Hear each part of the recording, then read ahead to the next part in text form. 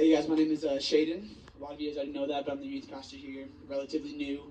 I just want to wish you guys a Merry Christmas. I just want to thank you guys for being here during the holidays. I know it's kind of a crazy time, and so I just thank you for prioritizing church here today and joining us. Before we get started with communion, I want to make sure you guys can all join us in communion. So we have these little cups. You grab them in the back. If you were not able to grab one, all you got to do is just raise your hand, and one of our ushers will come down and give you one of these. So Scott kind of talked about today this is a pretty crazy story. And Scott kind of wanted us to think about this. And a few weeks ago, as we kind of started this Christmas story, I was sitting down there with Scott, and I was really thinking about it myself. My grandpa has read this story every single year, and I just obviously believe in it, but I never really thought about it. Like really, really thought about it. I remember I looked at Scott and just said, man, it is crazy that God came down here as a baby. Like, to me, that is just crazy that he came here. And that's his story that he wanted to do, to come down here as a baby and take all of our burdens. But one of the craziest parts of this whole entire story to me, and the thing that's always stood out to me, was when Mary is pregnant, going to Bethlehem, Joseph is stressing out, Mary is in pain, and they go to the innkeeper and there's no space for them. No space for Jesus, no space for Mary, no space for Joseph. Now, this innkeeper didn't know that this was Jesus. Didn't know that this was the Son of God. And I'm sure if he did know this, he would have probably gave them his own room and would have slept outside. But me and a lot of you guys know who Jesus is. And like me and a lot of you guys probably say, he's our Savior. That's who he is to me. But even in my life, sometimes I can struggle to make space for Christ. My life is crazy. It's busy. Sometimes I add too many things to it. But when it comes to Mary, I know for sure she made space for God in her life. I know that she made space for God in her life to be his mother, to have her in his stomach, or in her stomach, to sacrifice her time to raise him. But I truly believe God chose her for this amazing role.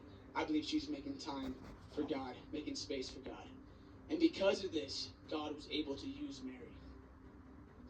And if you want God to use you, if you want to have hope in hard times, you want to have joy in your life, then you need to make space for God in your life, including me. There's times in my life where I'm stressed out and I have anxiety. And in those moments in time, I need to make more space for Christ in my life.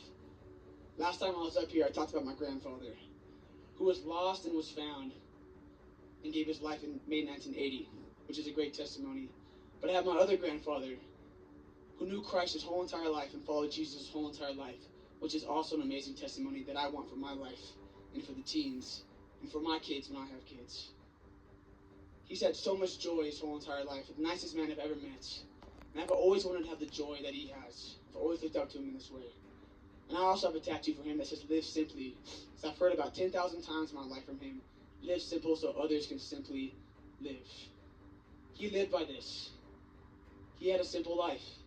He never had a crazy car, never had a crazy house. He was also a pastor, never had some crazy big church, but he only walked in the Lord's will. That's all he cared about. By him doing this, he always had peace, he always had joy. Any restaurant we went to, he would go tell people about Jesus, and he would love on them. And I believe the reason why he had this joy and why he loved so much, to love people so much, is because he made space for Christ in his life. So I want to be like my papa. That's what I call him. I want to be like Mary and be obedient to allow God to use me for his mission. But ultimately, I want to be like Jesus. And if Jesus was able to leave his space in heaven to be with us, to walk with us, to take all the burdens that we have as human beings, then I need to make space for him in my life, and so do you guys. And even though this sounds like a sacrifice, and it is, it's the best thing we can do. And it's going to bring joy to your life, and it's going to bring hope, and it's going to allow God to use you for his mission, which is the greatest thing you can do, is to be in the Lord's will.